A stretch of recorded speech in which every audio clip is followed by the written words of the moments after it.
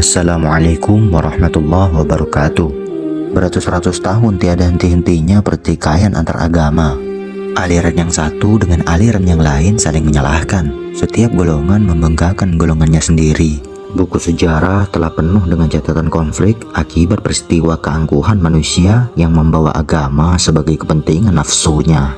Apabila seandainya baginda Rasulullah SAW melihat kenyataan umatnya bercerai-berai, penuh kebencian antar saudaranya sendiri. Sedangkan beliau diutus sebagai contoh umat yang sempurna, uswatun hasanah, dan sebagai rahmat untuk seluruh masyarakat dunia maupun lingkungannya. Akan tetapi kita tidak melihat kenyataan itu pada diri umat Islam secara keseluruhan. Masjid-masjid indah, gereja megah, kuil dan pura mempesona. Mengapa permukaan bumi bau amis darah akibat pertempuran antar agama? Kemana ajaran ihsan? Kemana ajaran tatuan asih? Kemana ajaran kasih? Dan kemana ajaran dharma? Mengapa tidak dihayati sebagai kekuatan pribadi untuk berbuat dan membangun kesejahteraan masyarakat dunia?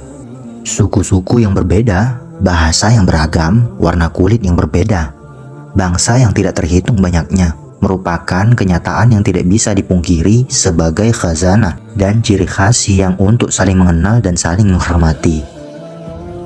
Agama sebagai kekuatan rohani telah kehilangan pamornya karena pembawanya lebih banyak berkata daripada berbuat.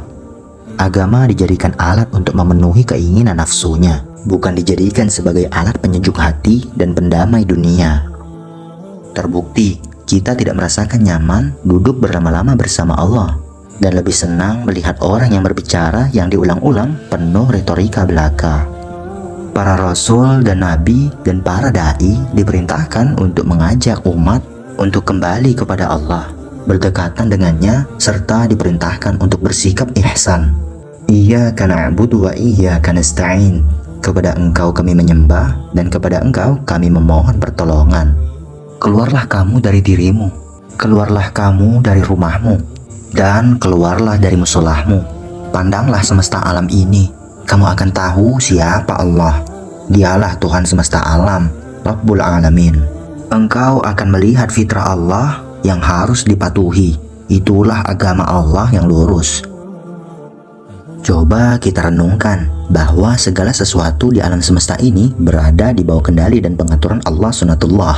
Baik matahari, bulan, bintang-bintang, lebah, rayap, dan semut. Semuanya terjalin bersama-sama dalam sebuah sistem dari hukum yang tidak berubah. Tidaklah cukup bagi kita apabila hanya membaca ayat-ayat dalam Al-Quran untuk meyakini kebesaran dan kekuasaan Allah.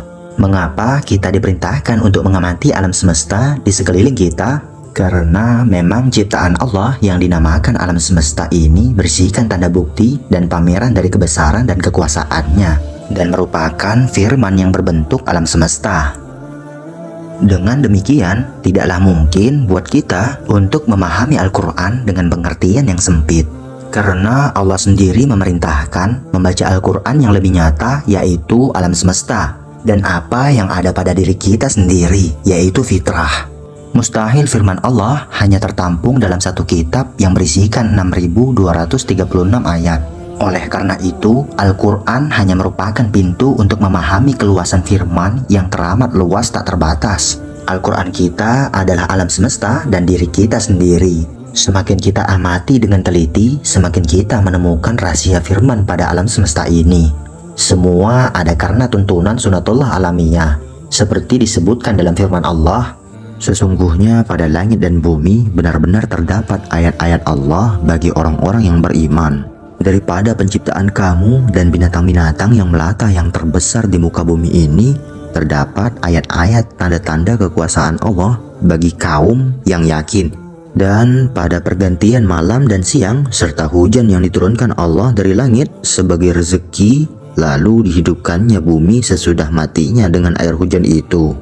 Dan pada perkisaran angin terdapat pula ayat-ayat tanda-tanda kekuasaan Allah bagi mereka yang berakal. Itulah ayat-ayat Allah. Kami membacakannya kepadamu dengan sebenarnya. Maka dengan perkataan manakah lagi mereka akan beriman sesudah kalam Allah dan ayat-ayatnya. Quran Surat Al-Jasiyah.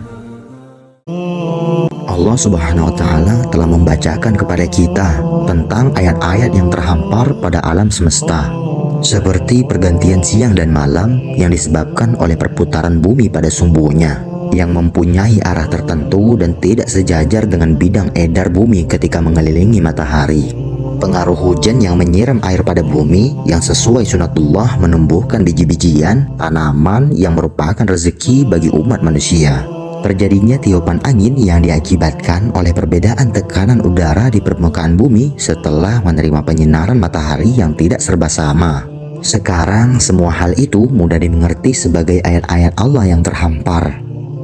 Dari fenomena seperti itulah ditemukan hukum relativitas waktu, hukum grafis, hukum Dalton, hukum Archimedes, serta hukum alam lainnya yang terus berkembang, yang pada akhirnya juga akan mempengaruhi hukum-hukum sosial seperti perdagangan, politik, hukum fikih, dan tata negara.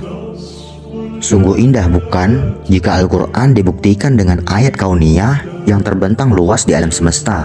Dengan semua fenomena ini, Allah telah mengingatkan kepada semua manusia di dalam Quran Surat Al-Jasiyah. Kami membacakannya kepadamu dengan sebenarnya, maka dengan perkataan manakah lagi mereka akan beriman sesudah kalam Allah dan ayat-ayatnya.